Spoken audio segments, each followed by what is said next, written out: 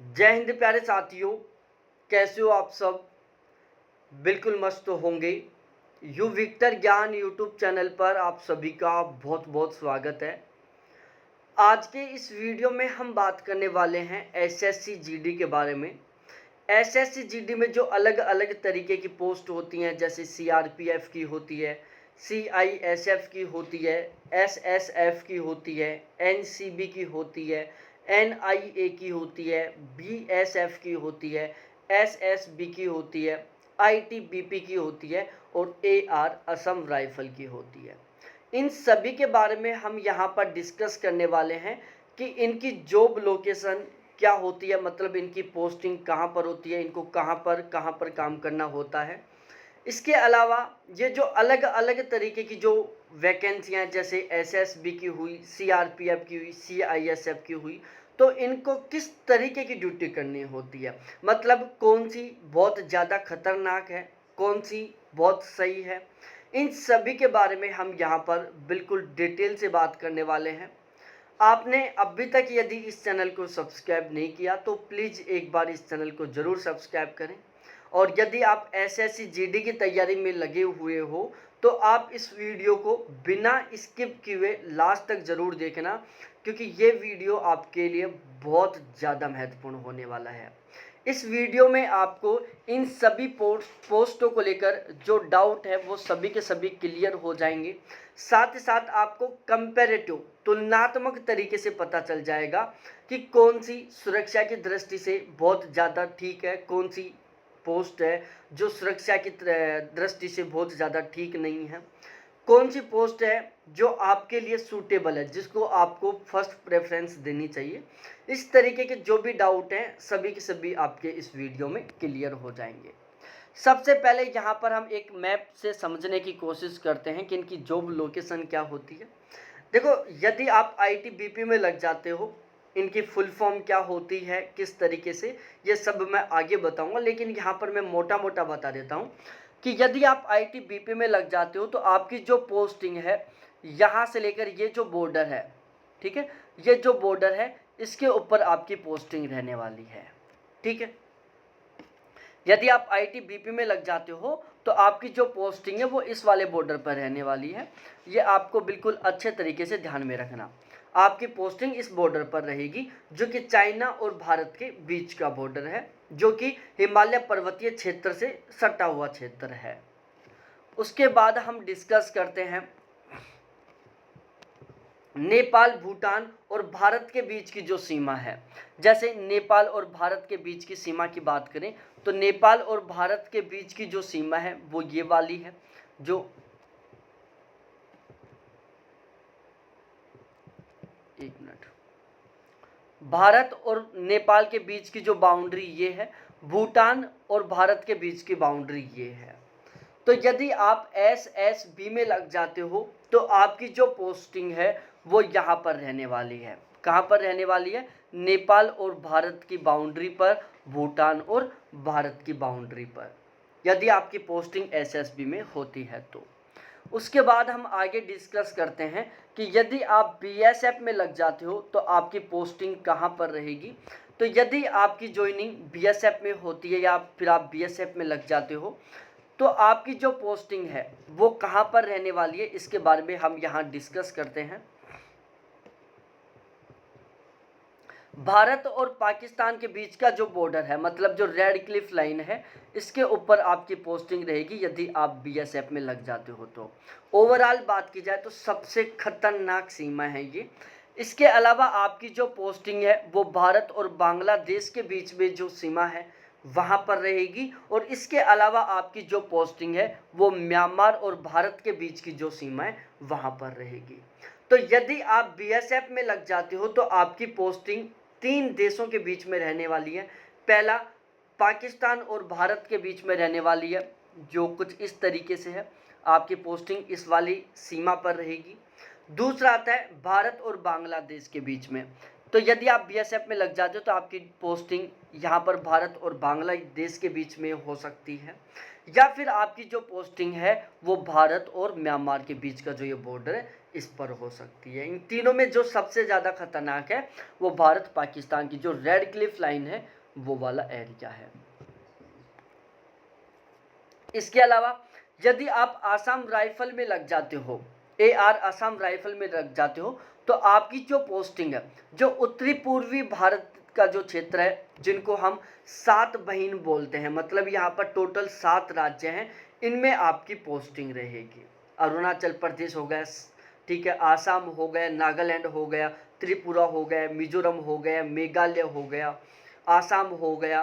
तो ये जो 7 राज्य हैं ना, इन 7 राज्य में आपकी पोस्टिंग रहेगी।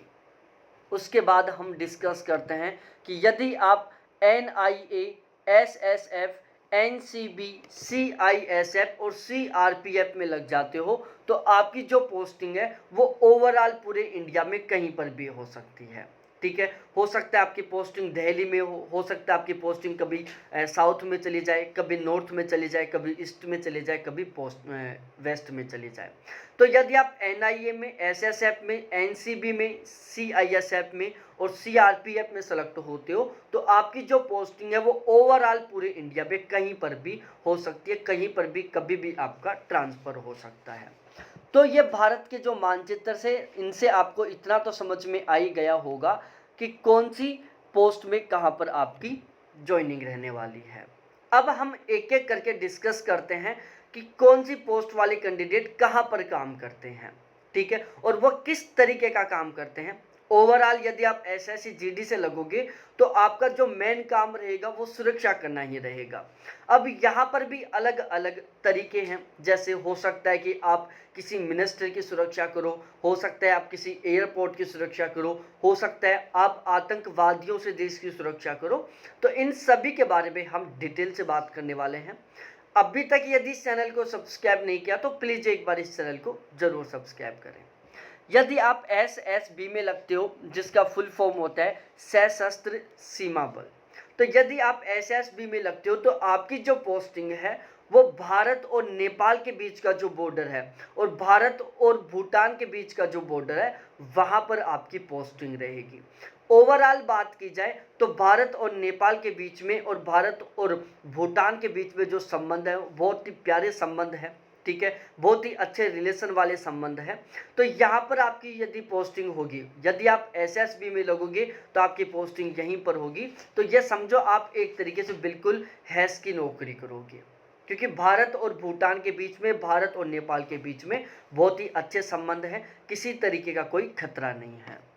उसके बाद हम आगे डिस्कस करते हैं ITBP, जिसका फुल फॉर्म है इंडो तिब्बतन बॉर्डर पुलिस, ठीक है, Indo Tibetan border police ITBP का फुल फॉर्म है। अब यदि आप ITBP में लगते हो तो आपकी जो पोस्टिंग है वो भारत और चाइना के बीच में जो बॉर्डर है वहाँ पर रहने वाली है, ठीक है। जो हिमालय पर्वत का जो क्षेत्र है वहाँ पर आपकी पोस्टिंग रहेगी, जैसे जम्मू कश्मीर में हो सकती है, कभी हिमाचल प्रदेश में हो सकती है, उत्तराखंड, सिक्किम, अरुणाचल प्रदेश, ये वो स्टेट हैं जिनमें आपकी पोस्टिंग रहने वाली है। ट्रांसफ़र भी आपका केवल इन्हीं स्टेटों के बीच रहने वाला है। तो आप खुद सोच सकते हो ये वो एरिया है जहाँ पर ऑलवेज बर्फबारी होती रहती है, ठीक है, जहाँ पर बहुत ज़बरदस्त तरीके से ठंड पड़ती है, जहाँ पर ओवरऑल चीन के जो आतंकवादी हैं, चीन की जो सेना है उससे भी खतरा बना रहता है। तो यहाँ पर जो पोस्टिंग है वो तुलनात्मक रूप से खतरनाक होती है। उसके आगे हम डिस्कस करते हैं AR के बारे में, जिसको हम आसाम राइफल बोलते हैं। जो आसाम राइफल है, आपके दिमाग में आया होगा कि यदि हम आसाम राइफल में पोस्टिंग होती है, यदि हम आसाम राइफल में लगते हैं तो हमारी पोस्टिंग ऑलवेज आसाम में रहेगी। ऐसा नहीं है। यदि आप AR में पोस्टिंग लेते हो तो आपकी जो पोस्टिंग होगी वो उत्तरी पूर्वी भारत के जो 7 राज्य हैं उनमें रहेगी। आपका उन्हीं 7 राज्यों के बीच में ट्रांसफ़र होता रहेगा। कभी भी आपकी जो ट्रांसफ़र है वो भारत के पश्चिमी भाग में नहीं आएगी, ना ही वेस्ट बंगाल, बिहार, उत्तर प्रदेश वाले इलाके में आएगी। मतलब ओवरऑल आपकी जो ऑलवेज पोस्टिंग है वो जो भारत का ये उत्तरी पूर्वी भारत भाग है ना, इसमें रहने वाली है। ठीक है। अब इसमें आपकी पोस्टिंग आंतरिक और बाह्य दोनों तरीके से सुरक्षा करने का आपका काम रहेगा। भारत और म्यांमार के बीच की जो सीमा है वहां पर भी आपकी पोस्टिंग रहने वाली है। उसके बाद हम डिस्कस करते हैं NIA के बारे में, नेशनल इन्वेस्टिगेशन एजेंसी के बारे में। अब यहाँ पर आपको नाम से पता चल रहा होगा, नेशनल इन्वेस्टिगेशन एजेंसी। तो इनका जो मेनली काम होता है वो इन्वेस्टिगेशन करना होता है, ठीक है, जांच पड़ताल करना इनका सबसे मुख्य काम होता है। अपराधियों को ढूंढना, ठीक है, अपराधियों को ढूंढने का काम भी NIA के जवानों के द्वारा ही किया जाता है। अपराधियों के छापे मारना, जैसे अपराधी अलग अलग जगह छुपे रहते हैं, हम अखबार में पढ़ते हैं कि सेना ने आतंकवादियों के ऊपर छापा मारा, तो ऑलमोस्ट वो जो छापा मारने का काम है आतंकवादियों को ढूंढने के लिए वो NIA के जवान ही करते हैं। जो ड्रग डीलर्स हैं, जो ड्रग की डील करते हैं, ठीक है, जो वैश्विक माफिया हैं, जो गुंडे हैं, जो आतंकवादी समूह हैं, उन सभी को पकड़ना, उन सभी की जांच पड़ताल करना और उन्हें सजा दिलाना, ये सारा काम NIA के जवानों के द्वारा ही किया जाता है। तो ओवरऑल जो NIA के जवान हैं उनका मेनली काम होता है इन्वेस्टिगेशन करना, जांच पड़ताल करना, अपराधियों को पकड़ना और उनको कानून के हवाले करना। इनकी जो पोस्टिंग है वो ओवरऑल पूरे इंडिया में कहीं पर भी हो सकती है, वो ज़रूरत के अकॉर्डिंग है, कहीं पर भी आपका ट्रांसफ़र हो सकता है। उसके बाद हम बात करते हैं BSF के बारे में, बॉर्डर सिक्योरिटी फोर्स के बारे में। तो इसमें जो आपकी पोस्टिंग है वो 3 देशों के बीच में रहने वाली है। पहली भारत और पाकिस्तान के बीच में, दूसरा भारत और बांग्लादेश के बीच का जो बॉर्डर है उसके ऊपर, और तीसरा भारत और म्यांमार के बीच का जो बॉर्डर है उसके ऊपर। अब इसमें सबसे ज़्यादा खतरनाक है भारत और पाकिस्तान के बीच का जो बॉर्डर है, जिसको हम रेड क्लिफ लाइन कहते हैं, ठीक है। ये सबसे ज़्यादा खतरनाक बाउंड्री है ओवरऑल भारत की, जहां पर जवानों के मन में सदा डर घुसा रहता है, जो जवान की फैमिली है उसके मन में भी सदा डर घुसा रहता है कि कब पाकिस्तानी आतंकवादी हमला कर दें, कब क्या हो जाए। तो ओवरऑल देखी जाए तो ये SSC GD की सबसे खतरनाक नौकरियों में मानी जाती है। SSC GD की सबसे खतरनाक पोस्ट है BSF की, और BSF में भी सबसे ज़्यादा खतरनाक है भारत और पाकिस्तान के बीच की जो बाउंड्री है रेड क्लिफ लाइन, वहाँ पर यदि पोस्टिंग आती है आपकी तो वो, ठीक है। बाकी भारत बांग्लादेश के बीच में और भारत म्यांमार के बीच में अच्छे संबंध है, तो यहाँ पर ज़्यादा खतरे की बात नहीं है। आपकी जो जॉब लोकेशन है, यदि आप रेड क्लिफ पर पोस्टिंग रहेगी तो वहाँ पर रहेगा, बांग्लादेश भारत के बीच में रहेगा तो वहाँ पर आपकी जॉब लोकेशन रहेगी, या फिर म्यांमार और भारत के बीच में रहेगी। यहाँ पर इन तीनों में ट्रांसफ़र भी होता रहता है इनका। कभी जिनकी रेड क्लिफ लाइन पर पोस्टिंग है वो बांग्लादेश वाली सीमा पर आ जाते हैं या फिर म्यांमार वाली सीमा पर चले जाते हैं। जिनकी पोस्टिंग म्यांमार वाली सीमा पर है वो उनका ट्रांसफ़र होकर वो रेड क्लिफ लाइन पर भी चले जाते हैं। उसके बाद हम आगे डिस्कस करते हैं SSF के बारे में, सेक्रेटरीट सिक्योरिटी फोर्स। अब यहाँ पर आपको एक शब्द दिखा होगा सेक्रेटरीट। सेक्रेटरीट का मतलब होता है सचिवालय। आपकी जो पोस्टिंग है वो सचिवालय में रहेगी, ठीक है। आपकी जो पोस्टिंग है वो कहाँ पर रहेगी, सचिवालय में रहेगी। आपने मूवियों में देखा होगा या कभी आपने यूट्यूब पर देखा होगा कि जब सचिवालय के अंदर किसी भी कैंडिडेट की गाड़ी घुसती है तो कुछ जवान होते हैं जो उस गाड़ी की अच्छी तरीके से जांच पड़ताल करते हैं, डिग्गी को खोलकर चेक करते हैं, उनके साथ जो भी सामान होता है उस सामान की अच्छे से जांच करते हैं, उस व्यक्ति की अच्छे से जांच करते हैं। तो सचिवालय में जब हम एंट्री करते हैं उस दौरान जो जवान जांच पड़ताल करते हैं ना, वो SSF के ही जवान होते हैं, ठीक है। इसके अलावा जैसे पार्लियामेंट में भी SSF के जवान होते हैं जो सिक्योरिटी का, जो जांच पड़ताल का काम करते हैं, ठीक है। इसके अलावा जैसे राष्ट्रपति भवन हुआ, यदि आप राष्ट्रपति भवन में जाओगे तो SSF के जवानों के द्वारा आपके साधन की और आपके सामान की बहुत अच्छे तरीके से क्या किया जाएगा, जांच की जाएगी, अच्छे तरीके से उसको चेक किया जाएगा। तो इस तरीके से ये बहुत ही अच्छी खासी नौकरी है। आपका जो कनेक्शन है ओवरऑल बहुत पावरफुल, जो मंत्री हैं, जो कैबिनेट के कैंडिडेट हैं, जो सेक्रेटरीट के ऑफिसर हैं, उनके साथ रहने वाला है। जॉब लोकेशन, ठीक है, ऑलमोस्ट आपकी जो जॉब लोकेशन वो दिल्ली में रहेगी, अच्छी मेट्रो सिटी में ही रहेगी, ठीक है, बाकी आपकी पोस्टिंग जो खतरनाक एरिया है फिर या जो रूरल एरिया वहाँ पर कभी नहीं होगी। उसके बाद हम बात करते हैं एनसीबी के बारे में, नारकोटिक्स कंट्रोल ब्यूरो के बारे में।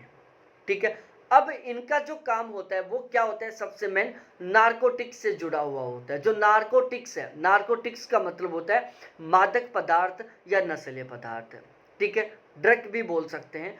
तो जितने भी मादक पदार्थ है, जितने भी नशीले पदार्थ हैं, जो नशीले पदार्थ की तस्करी होती है, इनके ऊपर कंट्रोल करने का काम किसका होता है, एनसीबी का होता है।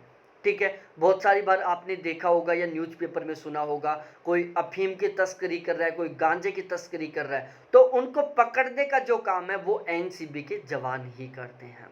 ठीक है, तो नशीले पदार्थों की तस्करी को रोकना, मादक पदार्थों की तस्करी को रोकना, नशीले पदार्थों की तस्करी को रोकने का काम किसके द्वारा किया जाता है, एनसीबी के जवानों के द्वारा किया जाता है। इनकी जो जॉब लोकेशन है वो भी पूरे इंडिया की होती है, कभी भी कहीं पर भी पूरे इंडिया में इनका ट्रांसफर हो सकता है। उसके बाद हम बात करते हैं सीआरपीएफ के बारे में, सेंट्रल रिजर्व पुलिस फोर्स। यहाँ पर शब्द से ही पता चल रहा है कि सेंट्रल रिजर्व पुलिस फोर्स। अब इनकी जो पोस्टिंग होती है वो हो सकता है कि एंटी नक्सल एरिया में हो जाए, जो नक्सलवाद का जो एरिया, जो नक्सली एरिया है वहाँ पर भी इनकी पोस्टिंग हो सकती है, जो तुलनात्मक रूप से ज़्यादा खतरनाक है। ठीक है, इसके अलावा जो आतंकवादी, सपोज दैट पता चला गवर्नमेंट को कि यहाँ पर आतंकवादियों का ठिकाना है, तो वहाँ पर इनकी पोस्टिंग कर दी जाती है ताकि आतंकवादियों से जनता की सुरक्षा की जा सके।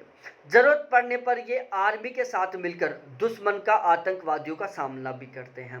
कभी सपोज दैट आतंकवादियों से झगड़ा स्टार्ट हो गया, ठीक है, उस दौरान यदि ज़रूरत पड़े कि और ज़्यादा जवान चाहिए, तो उस स्थिति में क्या होता है, ऐसे जो सीआरपीएफ के जवान हैं उनको आर्मी के जवानों के साथ भेज दिया जाता है और फिर आर्मी के जवान और सीआरपीएफ के दोनों मिलकर उन आतंकवादियों का क्या करते हैं, सामना करते हैं। इसके अलावा जो एनएसजी और एसपीजी, इन दोनों के बारे में आपने बहुत अच्छे से सुना होगा, उनके साथ भी सीआरपीएफ के जवान रहते हैं। चुनाव के दौरान आपने देखा होगा संसद भवन के चारों तरफ या फिर जो चुनाव हो रहे हैं जहां पर काउंटिंग हो रही है वहां पर कुछ जवान खड़े हुए होते हैं, तो वो भी सीआरपीएफ के जवान होते हैं। इसके अलावा आपने देखा होगा कि सपोज दैट कहीं पर कोई झगड़ा हो गया, ठीक है, या कहीं पर स्थितियां बिगड़ गई, तो वहां पर स्थितियों को कंट्रोल करने के लिए भी सीआरपीएफ के जवानों को ही बुलाया जाता है। जैसे दो गुटों के बीच में झगड़ा हो गया, पत्थरबाजी हो रही है, तो उस दौरान सीआरपीएफ के जवानों को बुलाया जाता है और जो सीआरपीएफ के जवान हैं वहां की स्थिति को कंट्रोल करने की कोशिश करते हैं। ठीक है, सीआरपीएफ के जो जवान हैं वो इंटरनल तरीके से, मतलब आंतरिक तरीके से सुरक्षा प्रोवाइड करवाने का काम करते हैं।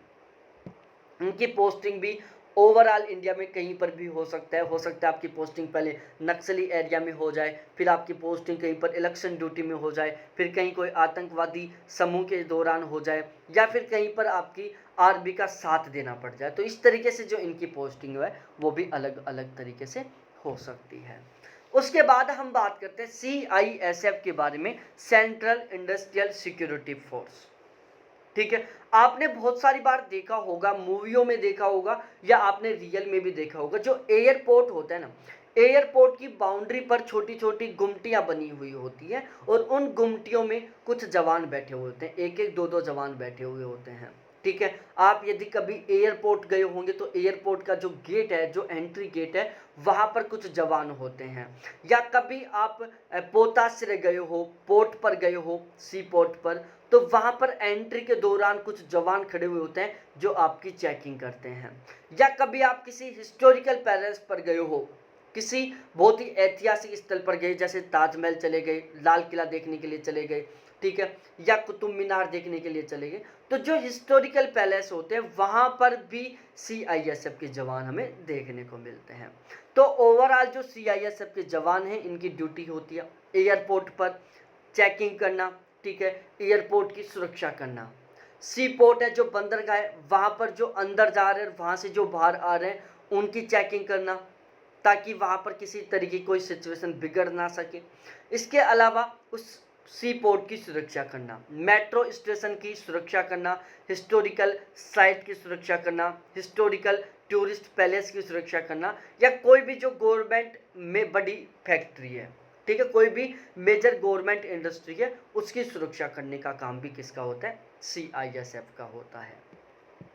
इनकी जो पोस्टिंग है वो भी ऑल इंडिया में कहीं पर भी हो सकती है। हो सकता है आपकी पोस्टिंग पहले जयपुर एयरपोर्ट पर हो जाए, फिर दिल्ली एयरपोर्ट पर हो जाए, फिर किसी और एयरपोर्ट पर हो जाए। हो सकता है आपकी पोस्टिंग पहले जयपुर एयरपोर्ट पर हो जाए, फिर किसी मुंबई बंदरगाह पर हो जाए, फिर उसके बाद किसी सपोज दैट ताजमहल में हो जाए, फिर उसके बाद किसी मेट्रो स्टेशन में हो जाए। तो ओवरऑल इनकी जो पोस्टिंग है वो कहीं पर भी पूरे भारत में सिचुएशन के अकॉर्डिंग हो सकती है। पूरे भारत में कहीं पर भी इनका ट्रांसफ़र हो सकता है। तो ये टोटल 8 पोस्ट थी जिनके बारे में मैंने आपको बहुत अच्छे से समझाने की कोशिश किया है। आपके सभी के सभी डाउट क्लियर हो गए होंगे। अभी भी यदि कोई डाउट है तो आप कमेंट सेक्शन में कमेंट करके ज़रूर पूछ सकते हैं। यहाँ पर बात की जाए NIA, SSF, NCB, CISF और CRPF, ये टोटल 5 ऐसी पोस्ट हैं जिनका ट्रांसफ़र पूरे भारत में कहीं पर भी और कभी भी हो सकता है। ठीक है, ये आपको थोड़ा सही ढंग से ध्यान में रखना है। तो इस वीडियो से आपको बहुत अच्छी खासी हेल्प मिली होगी इन सभी पोस्टों को समझने में, इनकी जॉब लोकेशन को समझने में। यदि आपने अभी तक यदि इस चैनल को सब्सक्राइब नहीं किया तो प्लीज़ एक बार इस चैनल को ज़रूर सब्सक्राइब करें, वीडियो को लाइक करें और आपके जितने भी जिगरी दोस्त हैं सभी के साथ ज़रूर शेयर करें। बहुत बहुत धन्यवाद आप सभी को देखने के लिए। Thanks, bye. फिर मिलते हैं हम इसी तरीके से किसी दूसरे इंटरेस्टिंग वीडियो के साथ।